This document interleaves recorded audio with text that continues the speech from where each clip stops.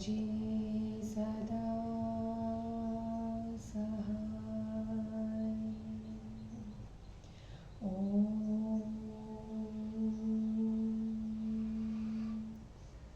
नमः शिवाय। गुरुजी सदा सहाय। जय गुरुजी। अथ श्री वामन पुराणं 20 अध्याय। नारद उवाच। भगवल्लोकनाथाय विष्णवे विषमेक्षणः किमर्थमायुधं चक्रं दत्तवाल्लोकपूजितं। पुलत्स्य उवाच। शृणुष्वावहितो भूत्वा कथामेतां पुरातनीं चक्रप्रदानसम्बद्धां शिवमाहात्म्यवर्धिनीम्। आसीद्द्विजातिप्रवरो वेदाङ्गपारगः गृहाश्रमे महाभागो वितमन्युरिति स्मृतः। तस्यात्रेयी महाभागा भार्यासीच्छीलसम्मता पतिव्रता पतिप्राणा धर्मशीलेति विश्रुता। तस्यामस्य महर्षेस्तु ऋतुकालाभिगामिनः सम्बभूवः सुतः श्रीमान् उपमन्युरिति स्मृतः। तं माता मुनिशार्दूल शालीपिष्ठरसेनभे पोषयामास वदति शिरमेतत् सुदुर्गता।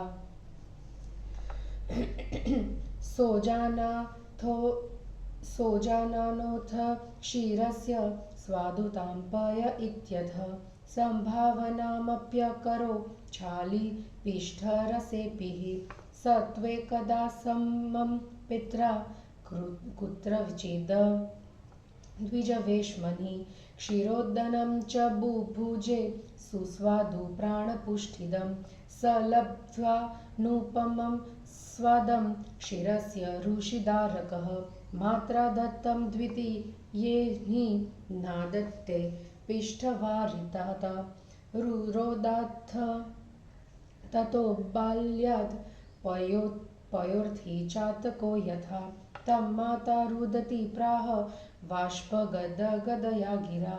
उमापतो पशुपतो शूलधारिणि शङ्करे अप्रसन्ने विरूपाक्षे कुतः क्षीरेण भोजनं।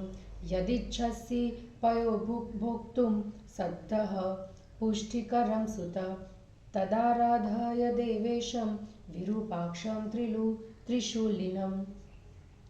तस्मिन् स्तुष्टे जगद्वाम्रे सर्वकल्याणदायिनि प्राप्यते मृतपायित्वं किं पुनः क्षीरभोजनं। तन्मातुर्वचनं श्रुत्वा वितमन्युसुतो ब्रवीत् कोऽयं विरूपाक्ष इति त्वयाराध्यस्तु कीर्तितः। ततः सूतं धर्मशीला धर्माढ्यं वाक्यमब्रवीत् योऽयं विरूपाक्ष इति श्रूयतां कथयामि ते। आसीन्महासुरपतिः श्रीदाम इति विश्रुतः तेनाक्रम्य जगत्सर्व श्रीणीता स्ववशं पुरा।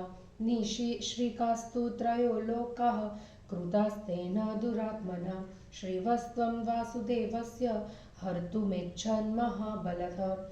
तमस्य दृष्टं भगवानभप्रायं जनार्दनः ज्ञात्वा तस्य वधाकाङ्क्षी महेश्वरमुपागमत्। एतस्मिन्नन्तरे शम्भुर्योगमूर्तिधरो व्ययः तस्यो हिमाचलप्रस्थमाश्रित्य श्लक्ष्णभूतलम् अथाभ्येत्य जगन्नाथं सहस्रशिरसं विभुम्। आराधयामास हरिः स्वयमात्मानमात्मना। साग्रं वर्षसहस्रं तु पादाघ्नुहेष्ठेन तस्थिवान् गृणंस्तत्परमं ब्रह्म योगिज्ञेयमलक्षणम्। ततः प्रीतः प्रभुः पादात् विष्णवे परमं वरं प्रत्यक्षं तेजसं श्रीमान् दिव्यं चक्रं सुदर्शनं तद दत्त्वा देवदेवाय सर्वभूतभयप्रदमं कालचक्रनिभं चक्रं शङ्करो विष्णुमब्रवीत् वरायुधं देवेश सर्वायुधानिबर्हणः सुदर्शनो द्वादशारः पश्नाभिर्द्वियुगोज्ज्ववि आरासंस्थास्वमी चास्य देवमासाश्वराशयः शिष्टानां रक्षणार्थाय संस्थिता ऋतवश्वषट् अग्निः सोमस्तथा मित्रो वरुणोऽथ शचीपतिः इन्द्राग्नि चाप्यथो विश्वे प्रजापतय एव च हनुमान् चाथ बलवान् देवो धन्वन्तरिस्ततः तपश्चैव तपस्यश्च द्वादशेते प्रतिष्ठितः चैत्राब्धः फाल्गुनानन्त च मासस्तत्र प्रतिष्ठितः त्वमेव माधाय विभो वरायुधं शत्रून् सुराणां जहि मा विशङ्कितः अमोद एषो मरराजपूजितो धृतो मया नेत्रगतस्तपोबलात् इत्युक्तः शम्भुना विष्णुः भवं वचनमब्रवीत् कथं शम्भो विजानीया ममोधो मोध एव वा यथा मोधो विभो चक्रः सर्वत्र प्रतिधस्तव जिज्ञासार्थ तवैवेह प्रक्षेप्स्यामि प्रतिच्छभो तद्वाक्यं वासुदेवस्य निशम्याः पिनाककृतक यथेवं प्रक्षिपत्स्वेवि निर्विशङ्केन ते चेतसा तन्महेशानवचनं श्रुत्वा विष्णुः सुदर्शनं मुमोच तेजो जिज्ञासुः शङ्करं प्रतिवेगवान् मुरारिकरविभ्रष्टं चक्रमभ्येत्य शूलिनम त्रिधा चकार विश्वेशं यज्ञेशं यज्ञयाजकम् हरं हरिस्त्रिधा भूतं दृष्ट्वा कृतं महाभुजः व्रीडोपप्लुतदेहस्तु प्रणिपात परोऽभवत् पादप्रणामावनन्तं वीक्ष्य दामोदरं भवः प्राह प्रीतिपरः श्रीमान् उत्तिष्ठेति पुनः पुनः प्राकृतोऽयं महाबाहो विकारश्च क्रनेमिनः निकृतो न स्वभावोऽस्मे सोच्छेदोदाह्य एव च तददेतानि चक्रेण त्रीणि भागानि केशव कृतानि तानि पुण्यानि भविष्यन्ति न संशयः हिरण्याक्षः स्मृतो ह्योक्यः सुवर्णाक्षस्तथा परः तृतीयश्च विरूपाक्षस्त्रयो मे पुण्यदा नृपान् उत्तिष्ठ गच्छस्व विभो निहन्तु मम रार्दनम् श्रीदाम्नि निहते विष्णो नन्दयिष्यन्ति देवताः इत्येवमुक्तो भगवान् हरेण गरुडध्वजः गत्वा सुरगिरिप्रस्थं श्रीदामानं ददर्शः तं दृष्ट्वा देवदर्पन्धं दैत्यं देववरो हरिः मुमोच चक्रं वेगाद्यं हतोऽसीति ब्रुवन्मुहुः ततस्तु तेन प्रतिपौरुषेण चक्रेण दैत्यस्य शिरो निकृत्तं सञ्छिन्नशीर्षो निपपात शैलाद् वज्राहतं शैलशिरो यथैव तस्मिन् हते देवरीपो मुरारी रीशं समाराध्य विरूपनेत्रं लब्ध्वा च चक्रं प्रवरं महायुधं जगामदेवो निलयं पयोनिधिम् सोऽयं पुत्रविरूपाक्षो देवदेवो महेश्वरः तमाराधय चेत्त साधो क्षीरेणेच्छसि भोजनं तन्मातुर्वाचनं श्रुत्वा वितमन्युसुतो बलि तमाराध्य विरूपाक्षं प्रातः क्षीरेण भोजनम् एवं तवोक्तं परमं पवित्रं सञ्छेदनं शर्वतनुः पुरावे तत्तीर्थवर्य समासुरो वे समास सादाध सुपुण्य हेतु। हिंदी अनुवाद। चक्रदान के कथा प्रसंग में उपमन्यु तथा श्रीदामा का वृतांत, शिव द्वारा विष्णु को चक्र देना, हर का विरूपाक्ष हो जाना और श्रीदाम वध। नारद जी ने पूछा, भगवान, 3 नेत्रों वाले शंकर ने जगतपति विष्णु को समस्त लोकों में पूजित चक्र नाम का आयुध क्यों दिया था? पुलत्स्य जी ने बोला, नारद जी, आप चक्र के प्रदान करने से संबंध और शिव की महिमा को बढ़ाने वाली इस प्राचीन कथा को सावधान होकर सुनिए। वेदांग पारंगत गृहस्थ और महाभाग्यशाली वितमन्यु नाम के एक श्रेष्ठ ब्राह्मण थे।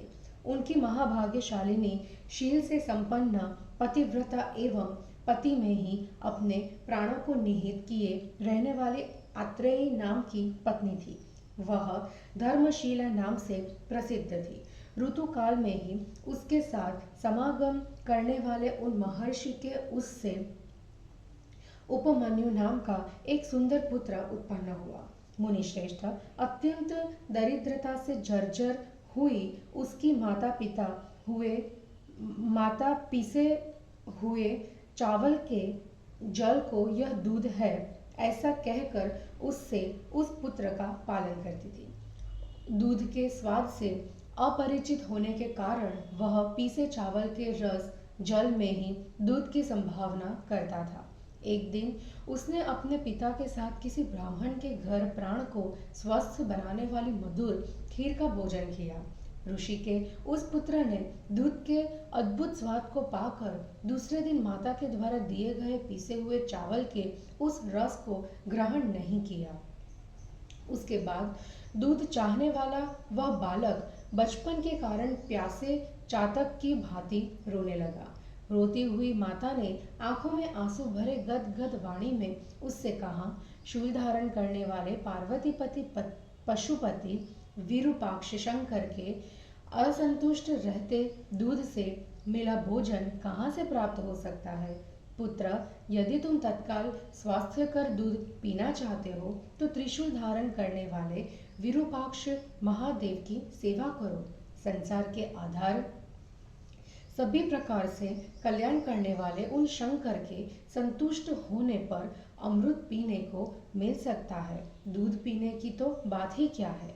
माता के उस वचन को सुनकर वितमन्यु के पुत्र ने कहा, आप जिनकी सेवा पूजा करने को कहती है वे विरूपाक्ष कौन है? उसके बाद धर्मशीला ने पुत्र से धर्म से युक्त वचन कहा, बेटा सुनो, मैं तुमसे बतलाती हूँ कि ये विरूपाक्ष कौन है। प्राचीन काल में श्रीदामा नाम से विख्यात एक महान असुरों का राजा था। उसने सारे संसार को अपने अधीन करके लक्ष्मी को अपने वश में कर लिया, सारे विश्व पर अपना अधिकार जमा लिया। फिर तो उस दुष्टात्मा ने तीनों लोकों को ही श्री से रहित कर दिया। उसके बाद उस महाबलशाली असुर ने वासुदेव के श्रीवत्स को छीन लेने की कामना की। उसकी उस दूषित इच्छा को जानकर भगवान जनार्दन उसके मारने की इच्छा से महेश्वर के पास गए। उस समय योग मूर्ति के धारण करने वाले अविनाशी शंकर हिमालय की ऊंची चोटी के चिकने भूतल पर स्थित थे।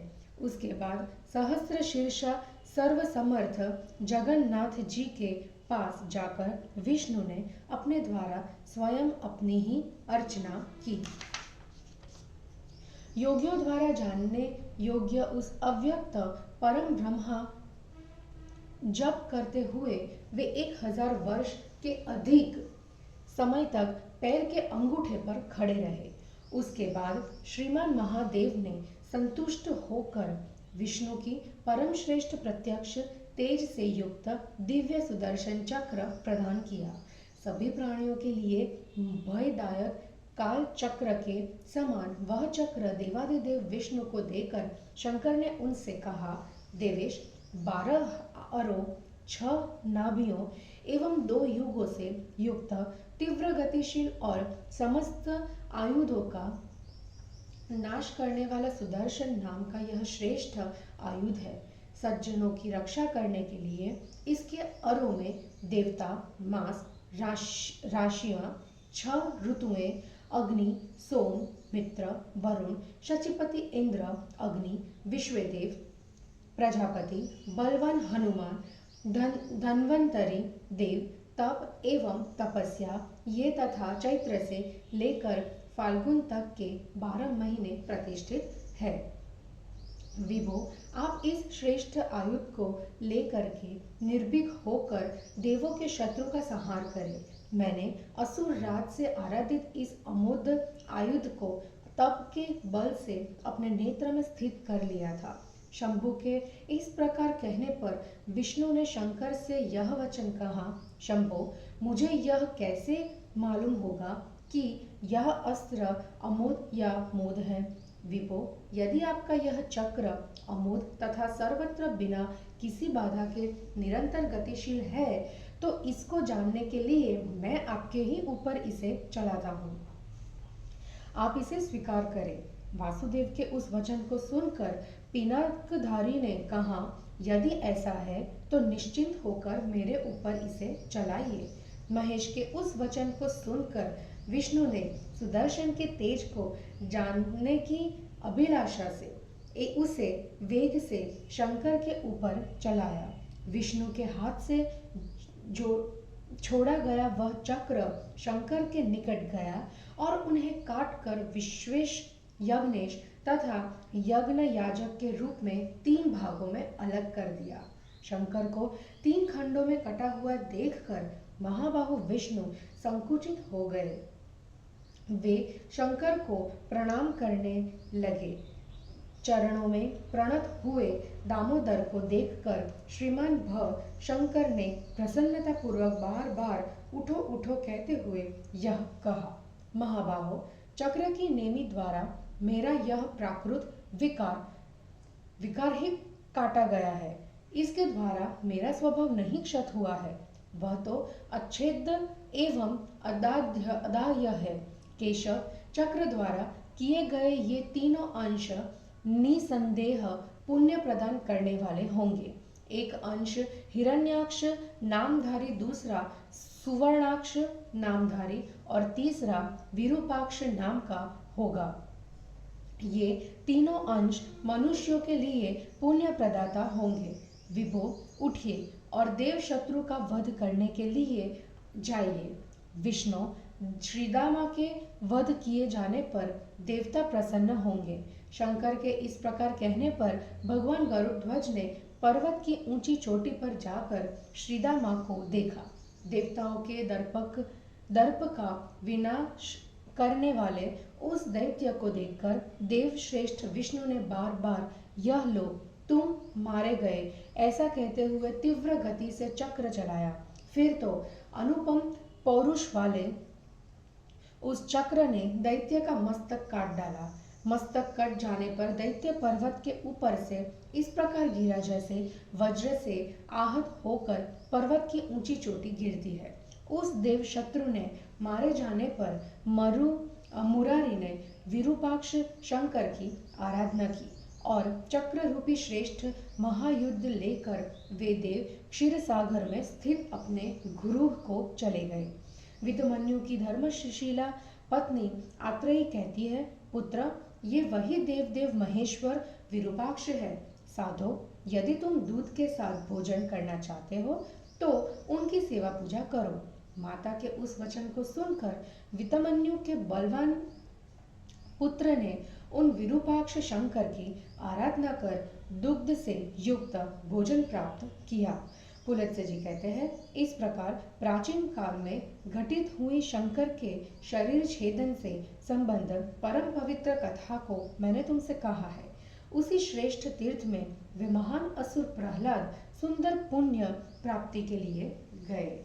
इस प्रकार श्री वामन पुराण में 82वां अध्याय समाप्त हुआ। जय गुरु जी।